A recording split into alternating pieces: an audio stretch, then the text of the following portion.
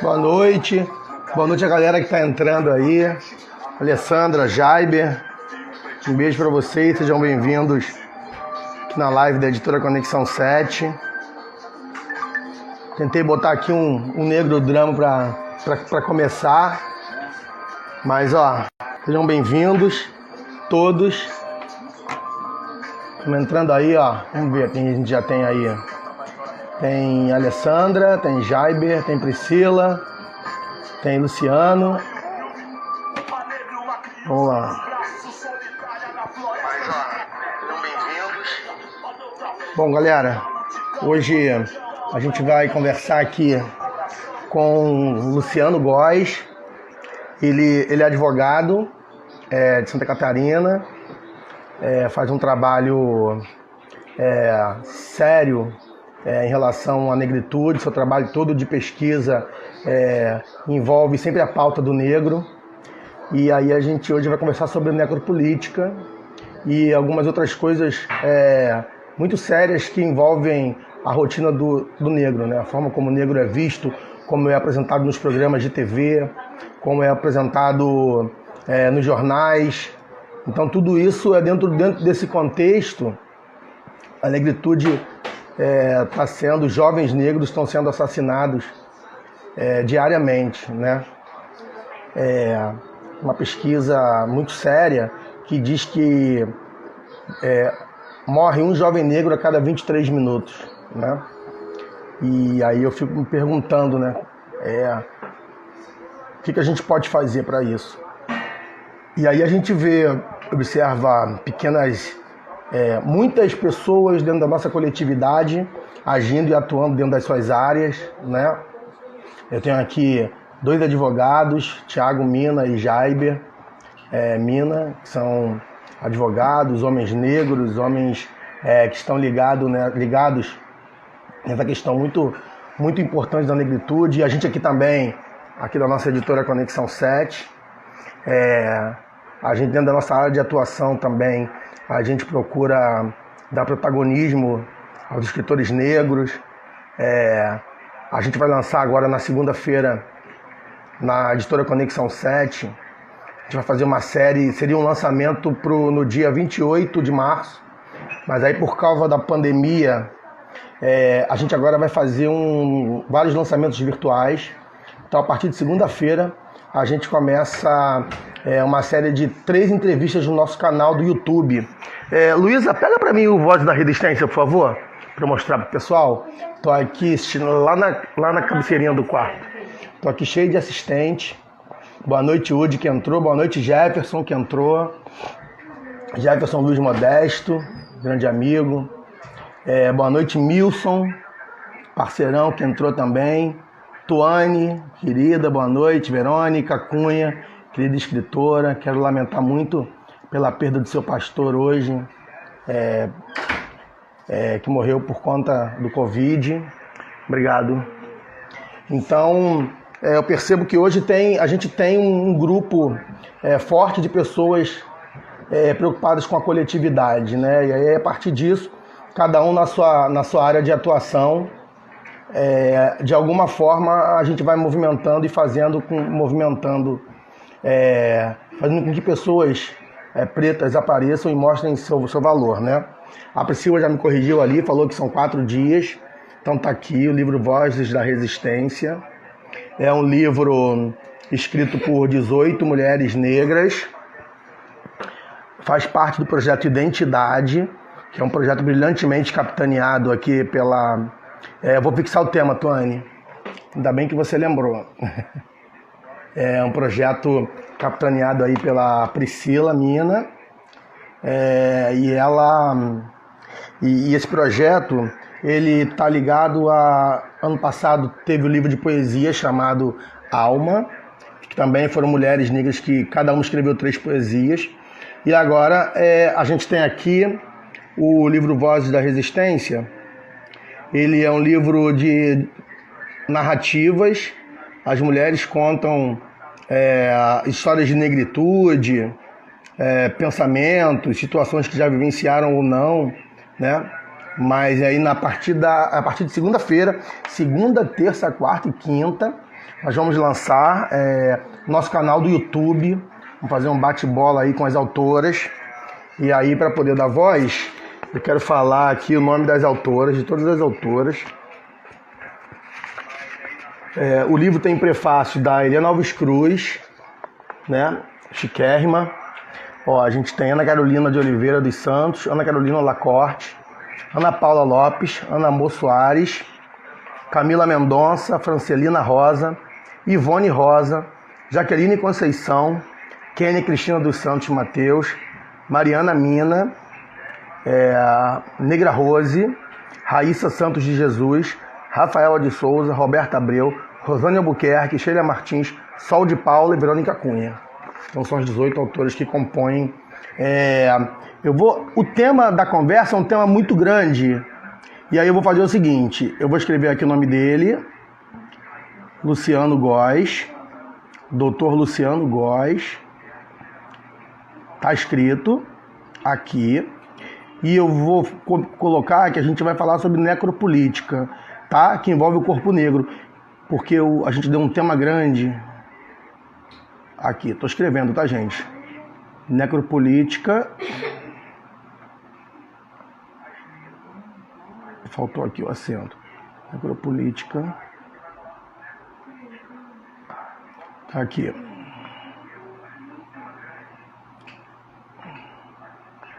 Vamos ver se eu vou conseguir agora fixar. Atenção. Fixar comentário. Opa. Beleza, ficou aí. Vou chamar o Luciano agora. Luciano, dá um sinalzinho pra mim aí. Quem tá aí? Vanessa, seja bem-vinda. Flavinha, seja bem-vinda.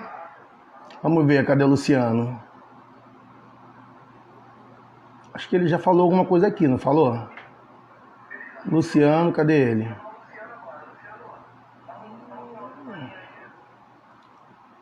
Cadê o Luciano? Vocês já viram o Luciano na área aí, gente?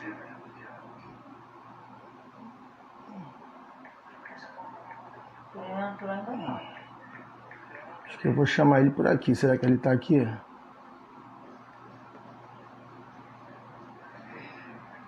Luciano Góes. Achou, amor? Não achei não. Deixa eu ver aqui. Cadê ele? Você falou com ele hoje, pai? Luciano, cadê você, meu filho? Me atende aí, meu filho. Já é bem que tá aí. Cadê? Opa, tá aqui ele. Tá aqui ele. Vou chamar, hein? Fazer uma transmissão.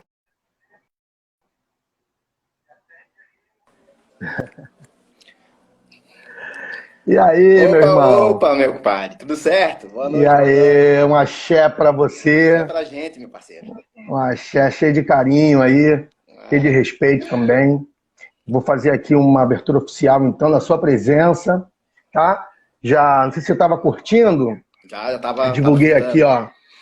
Divulguei aqui, ó, o livro que vai ser lançado, uma série que dá protagonismo às mulheres pretas, organizado pela Priscila Mina, que faz parte do nosso projeto Identidade.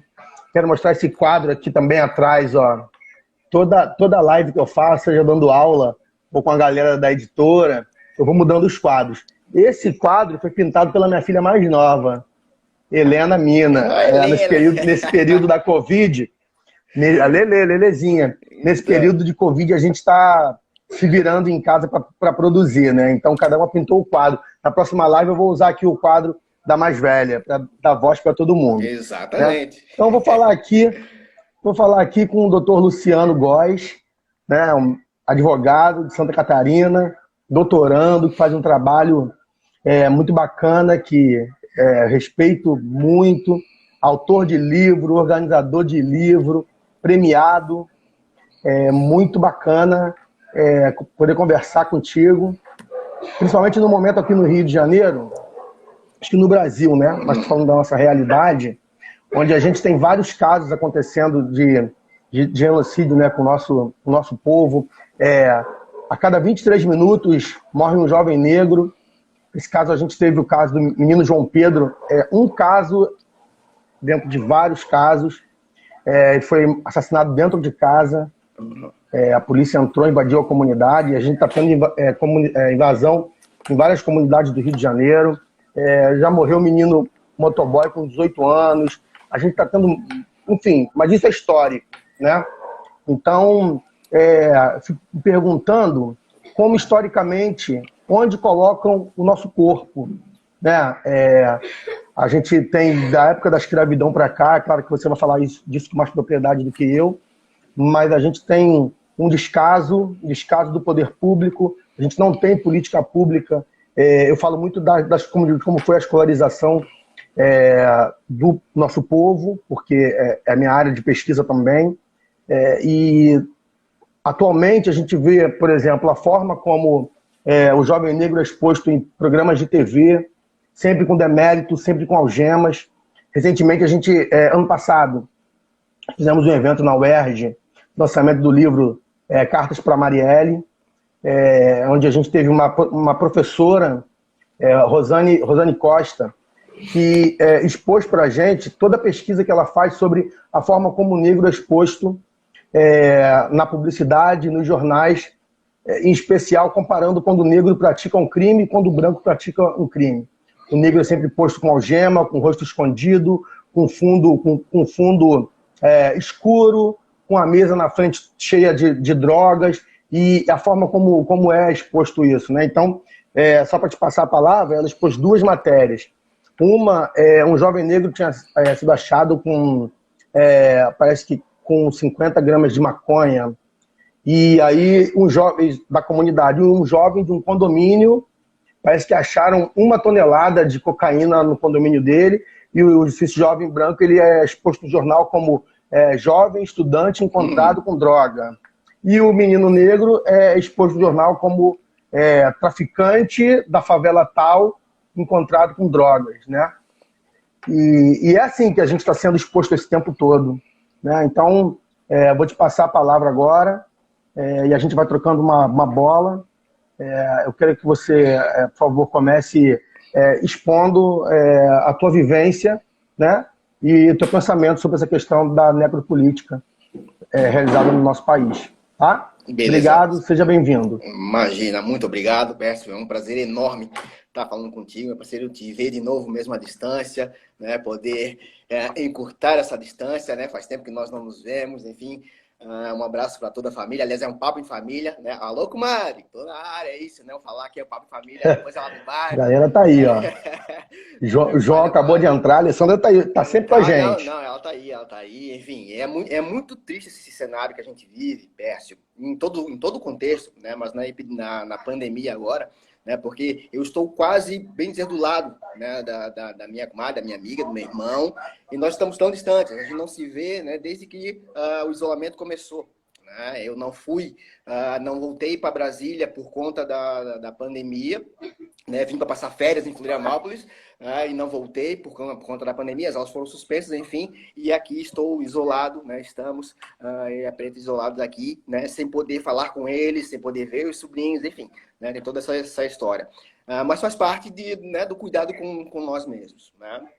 E essa pandemia, ela chega num contexto muito ruim para a gente, no contexto político falando, né? Porque ela vem como um instrumento genocida, né? Atualizado em termos eugênicos também, né? Na mão de um racista. Explicitamente racista. E aí, é isso mais complicado, né? Isso é mais complicado. Momento, exatamente. Na mão de um racista. Na mão dele. Que não pensa nenhum tipo de...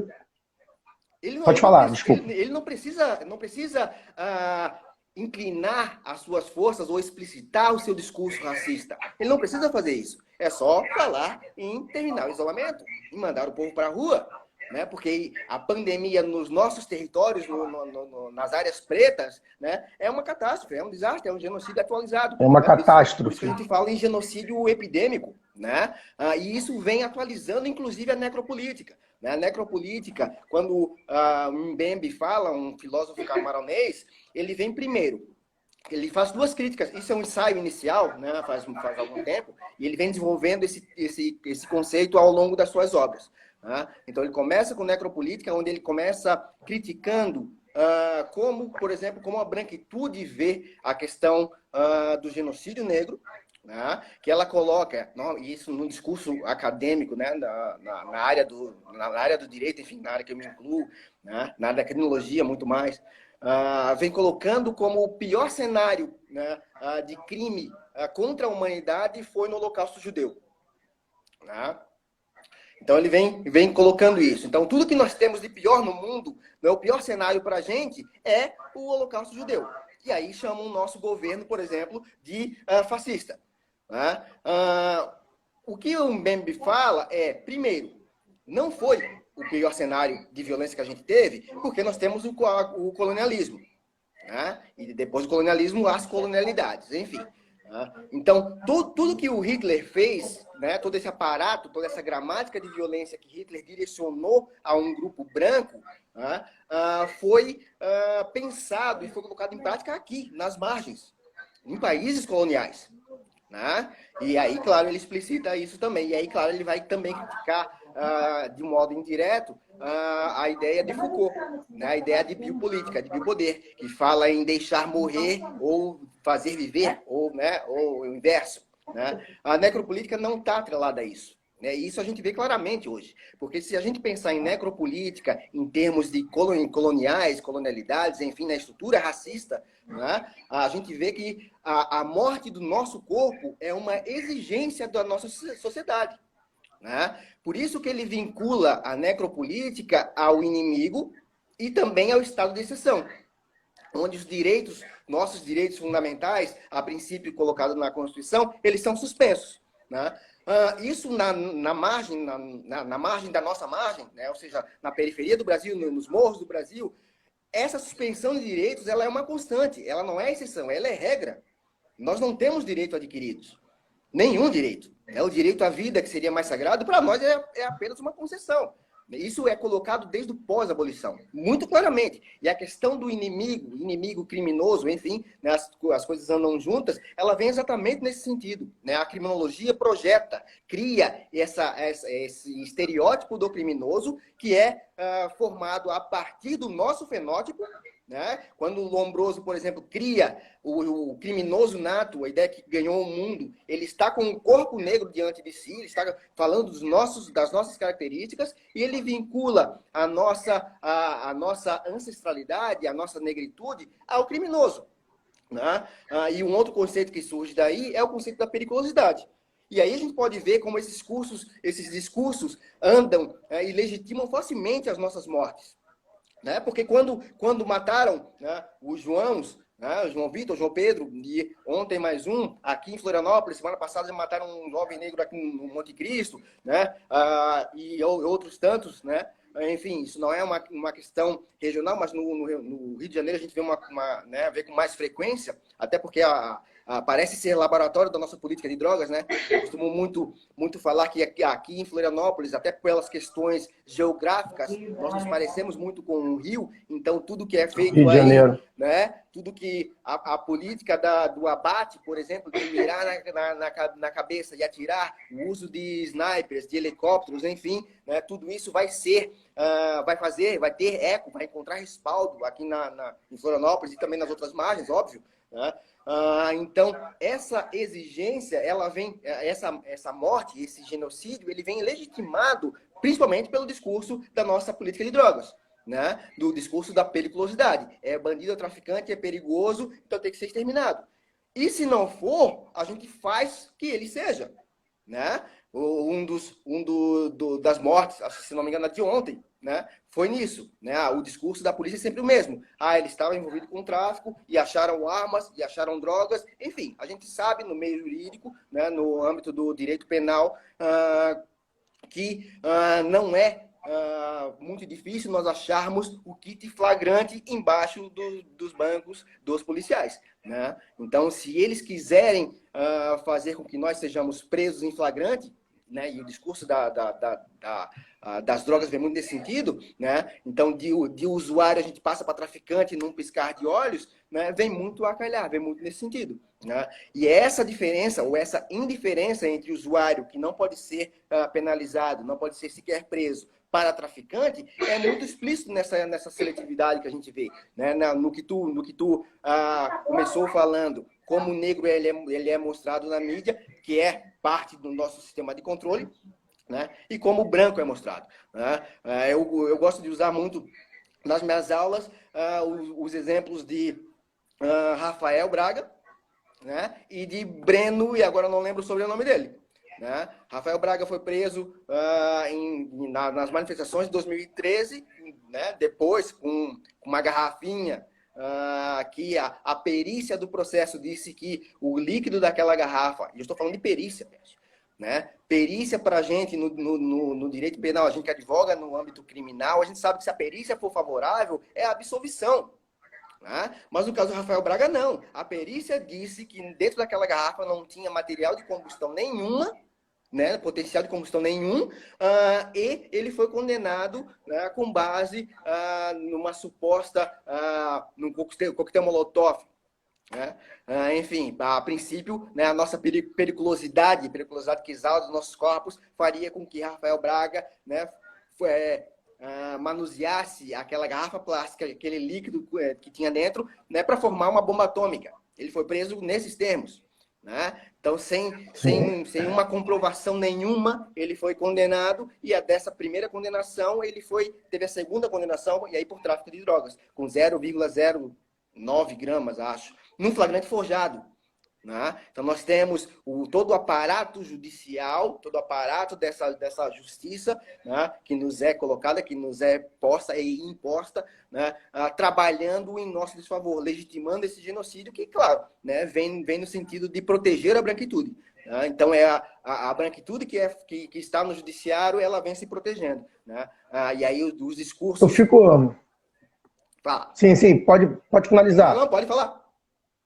Não, eu fico sempre pensando o seguinte, eu trabalho numa ponta, né? Por exemplo, sou professor de escola pública municipal do Rio de Janeiro, e ali eu tenho muitos alunos de realidades diferentes, né? Tem alunos, a escola fica dentro de um bairro da Zona Norte, próxima de comunidades, então eu tenho alunos desse bairro e alunos de várias comunidades, de várias favelas próximas, e aí eu posso dizer de todo o complexo do Alemão, favela de Jacarezinho, favela de Manguinhos. Esses meninos, eles relatam uma situação de violência sempre desde muito cedo. Sempre desde muito cedo. Né? Eles são abusados, assim, eu acho que... eu fico sempre me perguntando sempre de que forma eu posso atuar como professor nesse sentido, de conversar com eles sobre essa questão da negritude. Mas, muitas vezes, em muitas situações que esses meninos passam, muitas vezes eu sinto que eu não tenho essa vivência que eles têm de sofrer esses abusos quase que diariamente. Isso que aconteceu agora, que a mídia está expondo muito, que entraram casas, invadiram casas. Eu tenho alunos da favela da Maré que falam sempre isso, da favela do Jacarezinho, do complexo do Alemão. E isso reforça essa situação de que o corpo do negro não vale nada, né? E nós, homens negros, por exemplo, somos postos à margem historicamente o tempo inteiro. Eu falei na última live que eu fiz aqui que quando eu ia sair de casa, morando no Rio de Janeiro, adolescente, minha mãe ficava quase 30 minutos, minha mãe e meu pai dizendo para mim como eu tinha que agir na rua, se eu fosse abordado pela polícia, identidade no bolso de cima o tempo inteiro, né? Então a gente perpassa a história do negro, né? Da falsa abolição, da falta de estrutura, do negro que ajudou a construir a história desse país e que precisa ir para o morro, porque as primeiras cotas os brancos receberam quando vieram para cá num processo de eugenia, queriam embranquecer o Brasil, né? E aí, eu sempre penso, a minha esposa é psicóloga, e a gente conversa muito sobre essas questões também, da construção de um país que pensasse no homem preto, na mulher preta, nas famílias pretas, que tem uma importância muito grande na construção dessa nossa nação chamada Brasil. E aí vai a minha pergunta. Eu trabalho com os meninos na ponta de cá que já tem um histórico de violência absurda, né? De desconstrução da educação, de uma escola que não é feita para eles, um processo de escolarização doloroso, é uma escola que não é feita nem em sua estrutura, nem em materiais didáticos, nada. Por mais que a gente venha evoluindo no passo a passo. Aí vou te fazer uma pergunta que eu não sei se é uma pergunta técnica ou não. Mas como os advogados... primeiro se existe diferença, né, quando é a mesma causa, a mesma situação para um cliente branco e um cliente negro. Talvez essa possa ser uma pergunta muito infantil minha, muito pueril. E a segunda como os advogados têm alguma coisa, alguma literatura que fale sobre isso, de como tratar casos e crimes quando o réu é um réu negro. Bom, vamos lá. Vou começar por essa segundo apontamento. Isso. Antes de você falar, só quero dar uma alô para a galera que está entrando aqui, ó, Renaldo, Francinaldo Palmeira, Priscila Cruz, que é autora da editora Conexão 7, está na área também. Quero mandar um beijo aqui pro meu cunhado João, o cara é craque em informática, criou um canal para a gente no YouTube, que a gente vai poder fazer bate-bola, transmissão ao vivo com 6 participantes. Tem a Natiele Ribeiro também. A galera que está entrando, vale a pena falar. Eu te passo a voz agora, Luciano. Valeu, meu querido.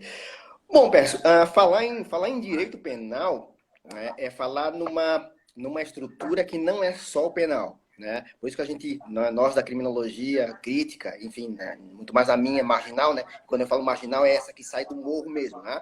Então, quando eu saio do morro e tomo um asfalto, eu venho trazendo comigo essa bagagem, né? Todo esse sofrimento que a gente passa enquanto a gente se constrói enquanto negro, né? Que é uma construção mesmo. A violência sobre nossos corpos ela é imensurável, né?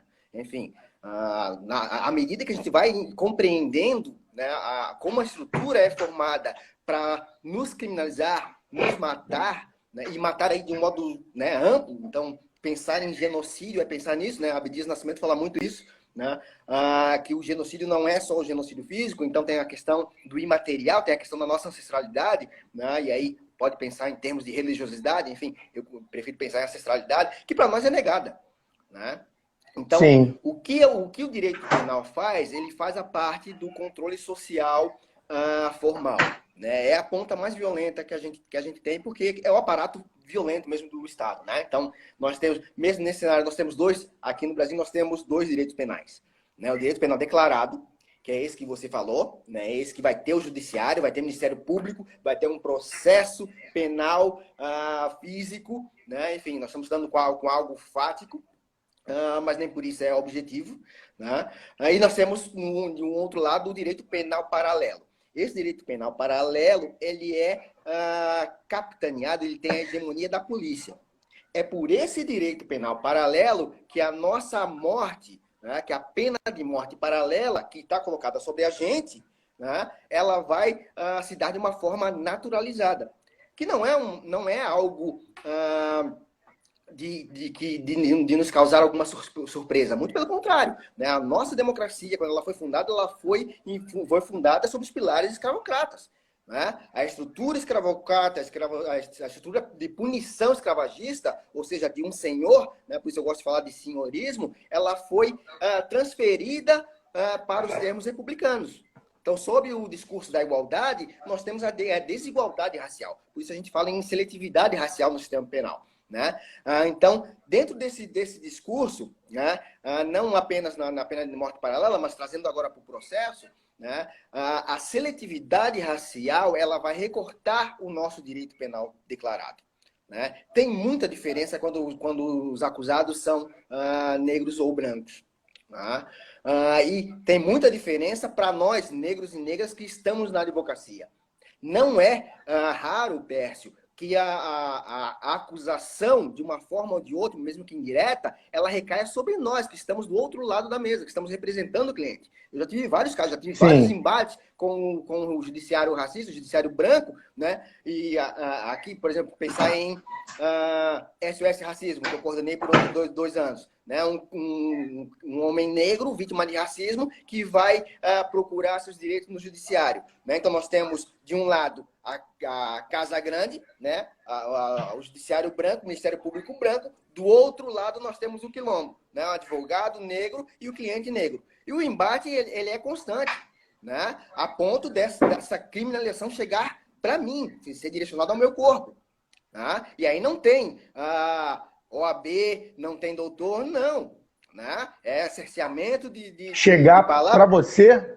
Sim. Em que sentido? Porque recentemente, acho que ano passado, a gente teve uma advogada, acho que passou nacionalmente, né, aqui na Baixada Fluminense, que não sei se foi um problema que houve com a OAB, ou ela estava sem a carteira, e aí, mas ela alegou e outros advogados alegaram de que ali, muitas vezes eles não têm carteira, mas depois eles enviam, e não deixaram ela atuar. E aí ela saiu algemada.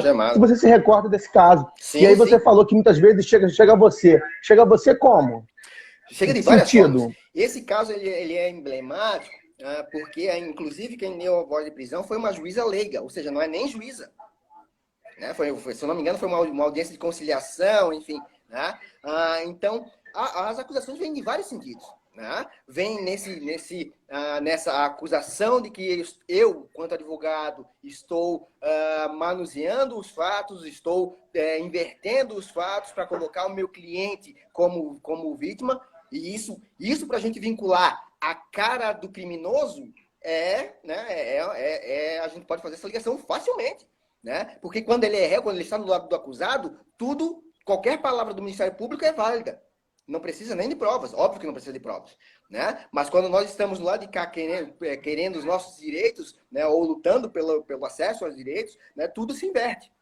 Né? Então nós temos toda essa criminalização, tem judiciário falando, tem Ministério Público falando, não deixando a gente falar.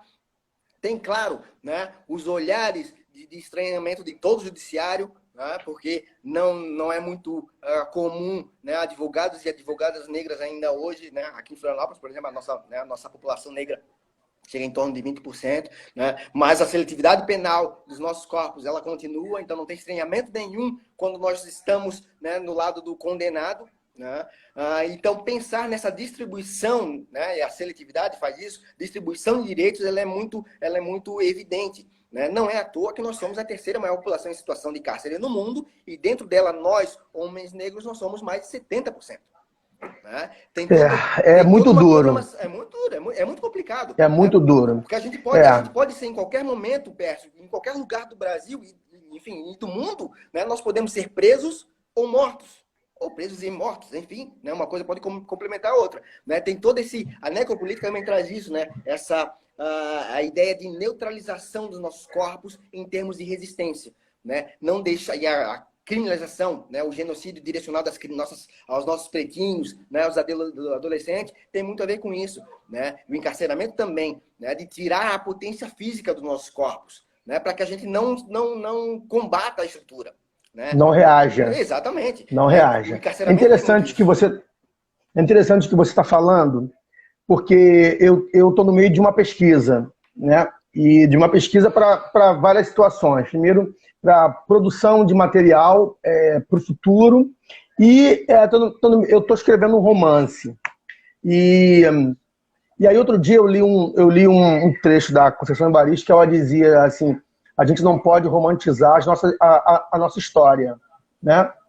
E esse romance, ele é um romance que eu digo que ele, para mim, é libertador, porque até então eu sempre tive muita dificuldade de escrever sobre ancestralidade, né? De escrever sobre algumas situações das nossas heranças, e aí, à medida que eu ia escrevendo, eu ia dizendo, não é isso, não é isso, não é isso.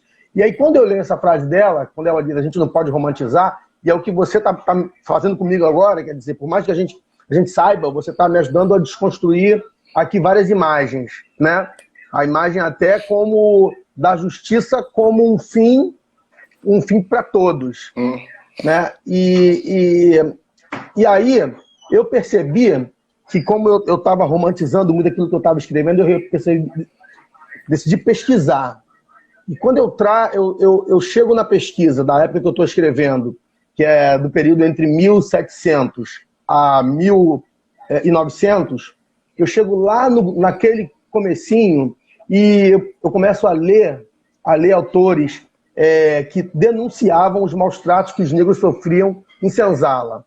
Eu não vou falar aqui, é óbvio, porque é cru demais, mas a forma como os negros, eles eram, a forma como eles se alimentavam, o que eles se alimentavam, as condições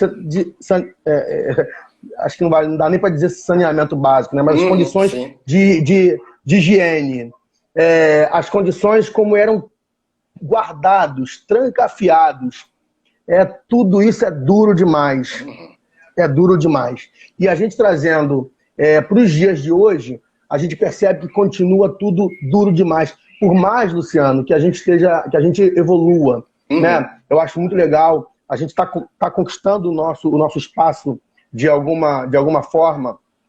A gente tem pessoas que estão, de alguma forma, a gente pode contar muitos casos de sucesso, mas são casos de sucesso ainda da nossa etnia, de nós pretos, são casos de sucessos individuais ainda, né? Muito individualizados. Sim. A gente precisa crescer no coletivo e a gente precisa estar num lugar de poder, isso é urgente.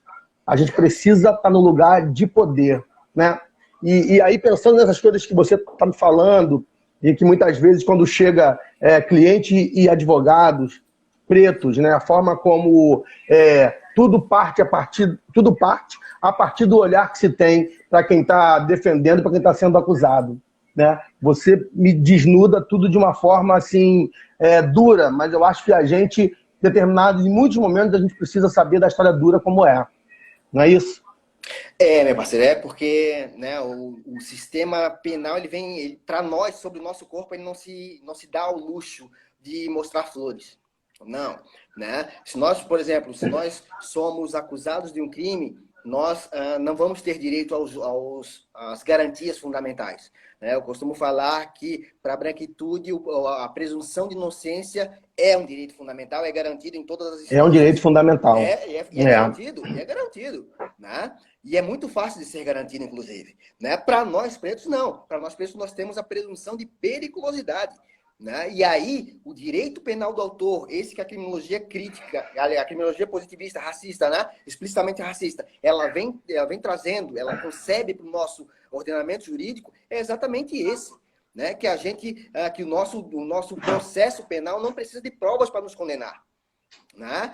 A seletividade racial, essa população em situação de cárcere que nós temos, né, nos mostra muito, muito isso, né? Porque nós podemos ser condenados por uma acusação de tráfico de drogas sem ter drogas, né? E a palavra dos policiais vai valer e vale por si só. Aí no Rio de Janeiro é um caso de exceção, porque nós temos, aí vocês têm, por exemplo, a súmula, se eu não me engano, a súmula 70 do TJ, que vai falar explicitamente que a palavra dos policiais é suficiente para isso, então não precisa de provas, né? O caso de Rafael Braga mostrou isso. Aqui em Santa Catarina, no TJ daqui, nós não temos súmulas, mas isso é colocado na prática, ou seja, o que vale é a prática. E o racismo na prática, ele é muito cruel, né? Ele vai facilmente, e aí nós temos, e isso é muito engraçado, ou não, né?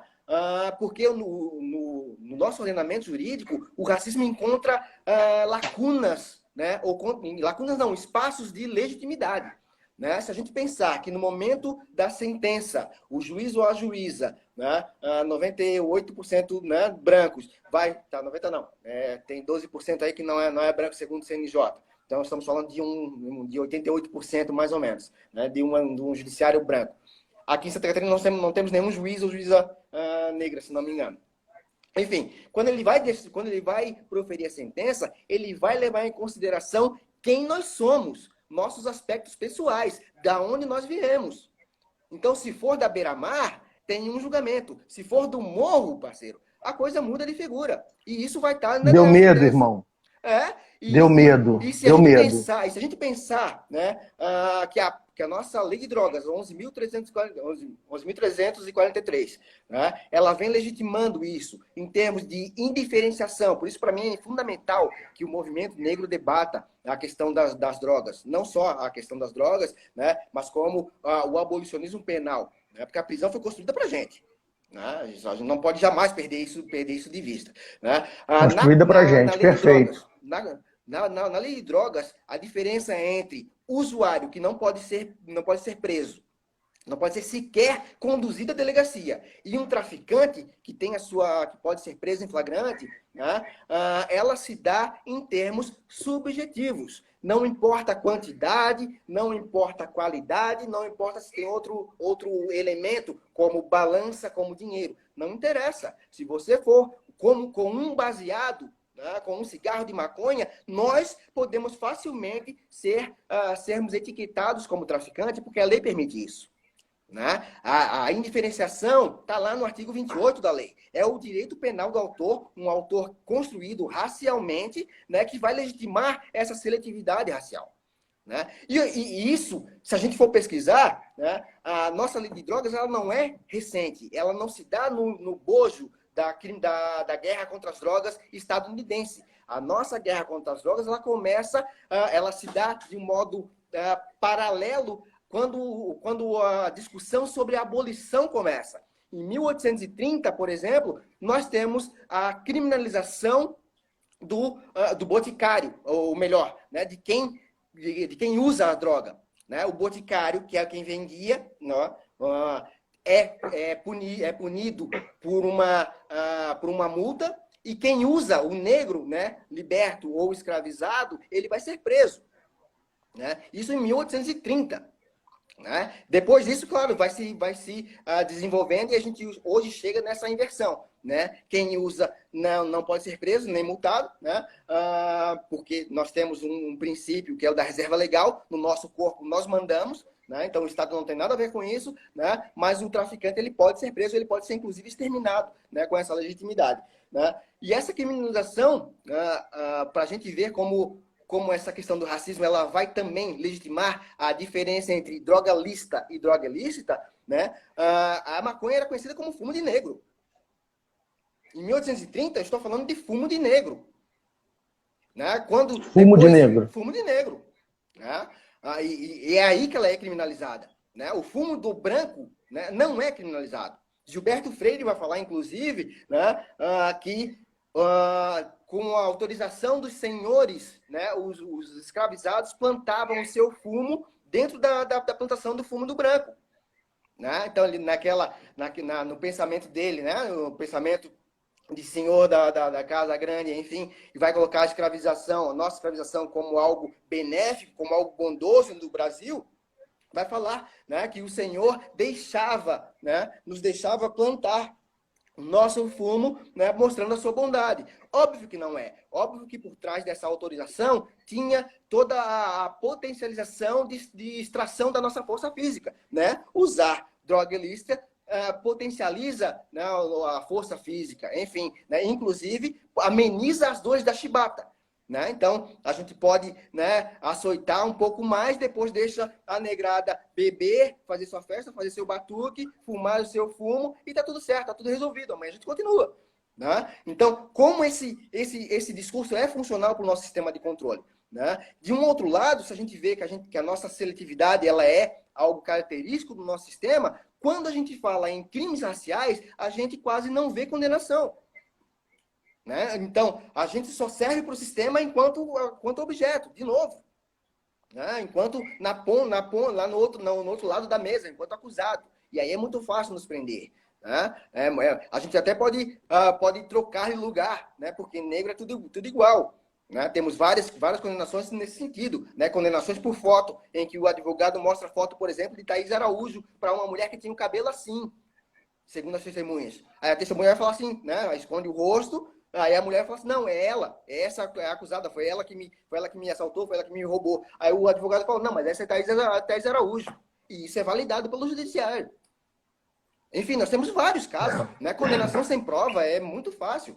Né? E o flagrante forjado, a resistência, né? A desacato, né? Isso tudo são instrumentos legais que jogados na mão do nosso aparato policial para nos prender, para nos matar. E aí, né, qualquer coisa é válido, não precisa nem justificativa. É muito difícil. Você está me mostrando aqui, eu estou até assim, me segurando aqui, porque esse meu período, essa minha busca por descobertas, né? E aí passa por tudo isso que você está falando, a gente observa e percebe que o corpo do negro é um objeto para a sociedade. né? O tempo passa e a gente não tem nenhuma política pública pensada para nós, das mais básicas, né? Das mais básicas. Assim, o que passa é que, por mais que a gente lute, que a gente não silencie, né, que a gente resista, parece que muitas vezes a luta ela é duríssima, é pesada demais. E vai ser, né? Vai ser. Sempre. E aí eu penso, nesses casos, essa semana vazou para a mídia o caso de uma menina de uma escola em Laranjeiras, uma negra, né? E aí eu até escrevi na minha conta de rede social que as mensagens pareciam que estavam sendo trocadas na época do Brasil Colônia. Exato. Eu não sabia que tinha um WhatsApp, na época do Brasil Colônia. E você vê essa situação vindo das mãos de jovens, né? E até a gente conhece o pai dela, já fizemos um trabalho lá na galeria onde ele é dono, né? E aí você começa a perceber, porque muitas vezes, quando a coisa parte dos jovens, você vê que é constituído mesmo, é um racismo constituído que vai até quando a gente não sabe. Exato. Né? Eu queria... tantas coisas, né, Luciano? Assim, e estou achando uma maravilha tudo que você está falando, assim, uma galera entrando aqui. Eu tenho a Lília, nossa querida amiga, cantora, super cantora, Rosinha de Brasília, mandando um alô pra gente aqui. Opa. Quem mais? Deixa eu dar um alô na galera que está aqui. Luan Teixeira está dizendo, quantidade de droga, não é quantidade de melanina. Débora Calixto também, quem mais? A gente também tem a Flavinha, que acabou de entrar. Carabelo 3, esse eu não conheço, não sei se é teu amigo aí. Esse também não conheço. Flavinha Costa. Um beijo em todos que estão aí ligados na gente. Queria falar um pouco agora sobre o teu trabalho, os teus livros. Tem algum para mostrar pra gente aí? Separou algum para mostrar pra gente? Separei, trouxe os dois, enfim. Né? Trouxe os dois? Fala um pouquinho pra gente de... Só para complementar, Pércio, essa questão que tu trouxe, ela é para mim fundamental também, né? Enquanto professor de curso de Direito, né? Graduação e pós-graduação, né? Porque a gente passa, um dos obstáculos maiores que a gente enfrenta no Brasil é exatamente a questão da não nomeação do racismo, né? A questão do epistemicídio, né? Nós, autores e autoras negros e negras, nós somos invisibilizados pelo sistema, né? Isso faz com que a nossa educação seja uma educação, quando existe uma educação puramente formal que vai ser voltada para a branquitude, né? Então, eu acho que o nosso papel é muito no sentido de ter ou pensar uma educação antirracista. Eu acho que para mim é fundamental, né? Em qualquer área. Né? Porque, claro, a gente sabe que a educação é o ponto-chave, né? Mas não é qualquer educação que vai nos contemplar enquanto seres humanos. Né? Nós temos que, e isso é muito duro, né? Ter que falar das violências para as crianças, mas muitas vezes, como você falou, né? São elas que nos trazem isso. Né? Interessante que você está falando, porque a editora ela surge muito nesse processo de busca, né? Por exemplo, eu fiz faculdade de jornalismo, um período, passei para letras depois, passei pelas duas faculdades e não tive a oportunidade de, na faculdade, ler um teórico preto, um pensador preto, alguém que, de alguma forma, pudesse me dar algum tipo de referência. Né? E aí, eu escrevo desde muito cedo, e sempre isso, levava meu material para as editoras. Tá legal, a gente vai esperar um pouco mais, tá legal, a gente vai esperar um pouco mais. E aí a editora surge nesse desejo de lançar autores e dar protagonismo e dar visibilidade para as obras dos autores pretos. E aí a gente está fazendo, agora em julho, a gente completa 3 anos de trabalho, lançamos mais de 60 livros. Que massa, velho. Parabéns. E desses 60 livros que a gente lançou, a gente tem, vou te dizer que 90% dos autores pretos, e os 10% dos autores brancos que estão com a gente são antirracistas. Isso é né? fantástico. Porque isso é muito importante. Isso é fundamental. É muito importante. São antirracistas, tem essa fala, tem esse olhar, respeitam o nosso lugar de fala, mas lutam com a gente esse bom combate. Sim, né? Eles são fundamentais na nossa luta. Né? Porque Sim, eles sim, chegam, porque eles chegam em lugares onde a gente não alcança. onde a gente não alcança, perfeito. E aí, quando o Brasil tem que perceber que essa questão do racismo é um problema de todos nós.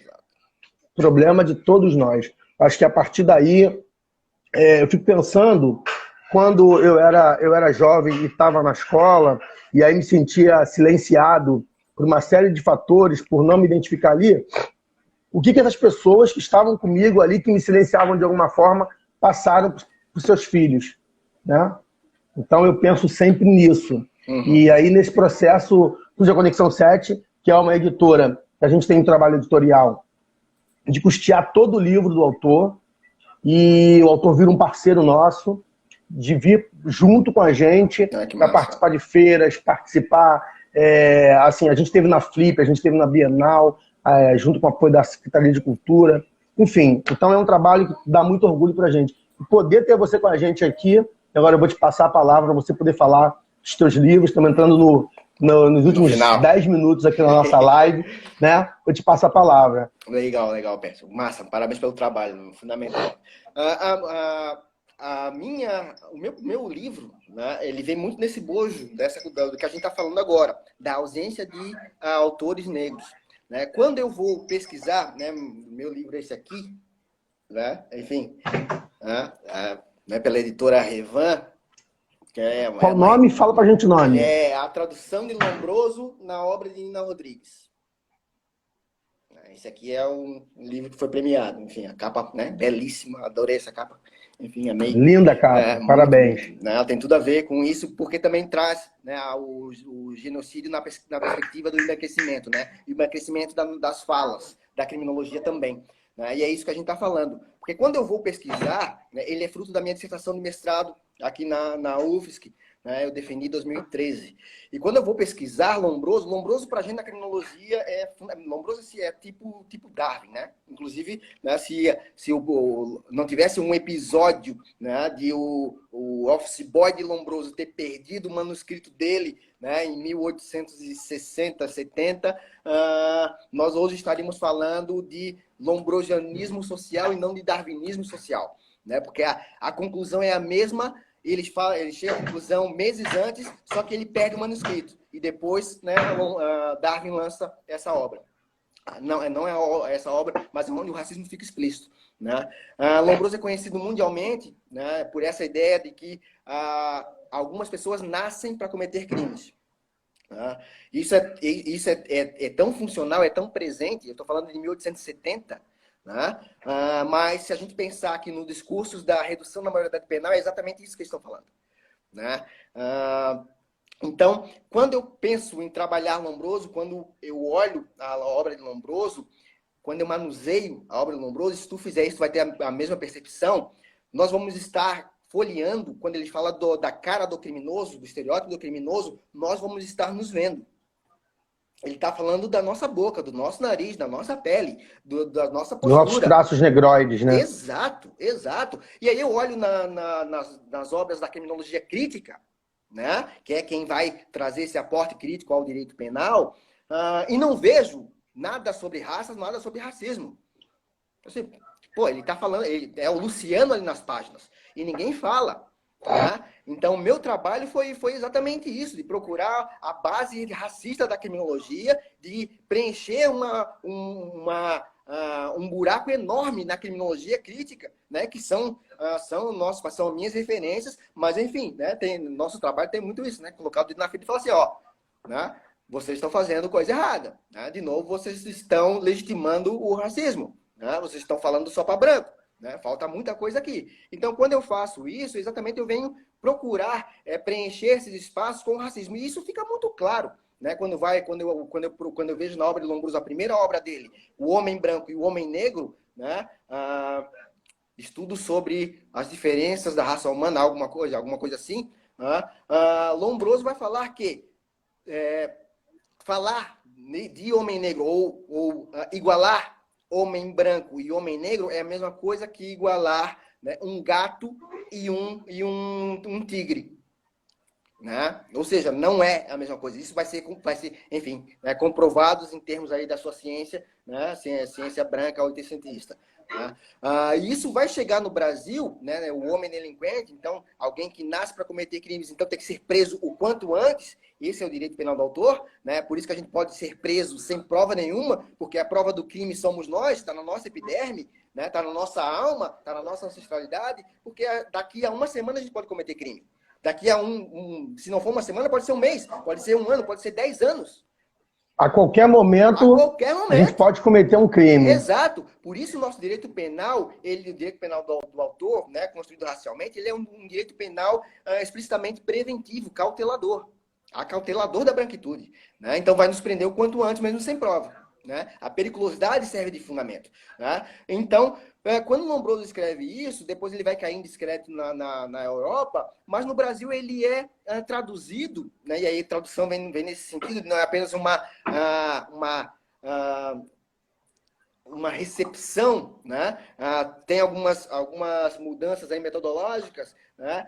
Ele vai ser traduzido por Nina Rodrigues. E é exatamente no pós-abolição que essa tradução se dá. Né? Então não é por acaso que isso acontece. É tudo que o Brasil precisa para legitimar o seu sistema de controle racial. Quando ele perde a legitimidade, né, da lei, né, da lei escravagista, enfim, né, com a lei áurea, do ordenamento jurídico escravagista, né, a criminologia vem suprir essa necessidade de legitimidade. Né? Então, o discurso sobre nossos corpos, né, de uma potencialidade criminosa, continua vigente. E aí podemos ser criminalizados pelos dois sentidos, né, pela essa via de mão dupla que o direito penal é, tanto declarado quanto no paralelo. Né? Então, pensar... a ideia foi muito isso, né? Naquele contexto, em 2013, já nós tínhamos, né? Há muito tempo nós temos encarceramento em massa, né? Que é melhor quando a gente conceitua, né, de encarceramento da massa negra, porque fica, né, colocado de um modo mais claro, foi fazer essa regressão, foi mostrar como nós chegamos aqui. E quando quando a gente fala, né, nesses dados da Anistia Internacional de um jovem morto a cada 23 minutos, né, isso foi acho que 2016, 2017, né? Talvez a gente talvez esse número seja muito maior, né? Hoje, né? Sem contar subnotificação. Sem contar as subnotificações. Né? Se nós fizermos outro dado, outra pesquisa nesse sentido, né, no sentido das mortes comunicadas que chegam nas agências, né, nas agências estatais, talvez esse número seja maior. E não é de causar nenhum espanto se isso aconteça. Né? Nenhum espanto, só maior. Espanto, né? Então tem muito isso. Né? Tem essa questão de falar sobre racismo no direito penal para mostrar como ele é racista, né? E a criminologia também. E aí, claro, né, impossível nós fazermos isso se não criticar, né, os nossos aliados brancos que não têm a consciência da sua branquitude. Né? De sua branquitude, do seu lugar de privilégio, né? Exato. Que não é nem privilégio, né? Enfim, privilégio é só um termo que a gente usa, mas é uma questão de direito mesmo. Né? E aí direito não pode ser dado, né? Deixa eu te falar uma coisa. Vamos fazer uma cara bonita aqui para printarem a gente, porque falta 1 minuto para encerrar. Priscila, Wood, printa a gente aí, uma cara bonita. Vamos lá. 3, 2, 1. Acho que foi. Acho que a gente ficou bonito. E olha, nesse último minuto aqui, eu quero dizer para você que sou muito grato por você ter vindo aqui, ter conversado com a gente. Eu tenho recebido aqui muitos escritores, né? E aí eu falei, a gente precisa conversar sobre isso, sobre esses caminhos que a gente percorre, e acho que você ilustrou maravilhosamente bem tudo. Essa nossa noite foi muito legal, dura, mas legal. Segunda-feira, lançamento do Voz da Resistência no canal da Editora Conexão 7, Editora Conexão 7 e Cultura, tá? Faltando 30 segundos, eu vou deixar então você se despedir da galera. Um abraço, meu irmão. Um abraço, meu querido. Muito obrigado. Obrigado a todos e a todas. Foi um prazer enorme conversar com vocês, né, trazer algumas coisas, alguns aportes da criminologia, dessa criminologia marginal, para a gente pensar aí num devir negro do mundo, num mundo projetado pela gente e para a gente. 5 segundos. Né?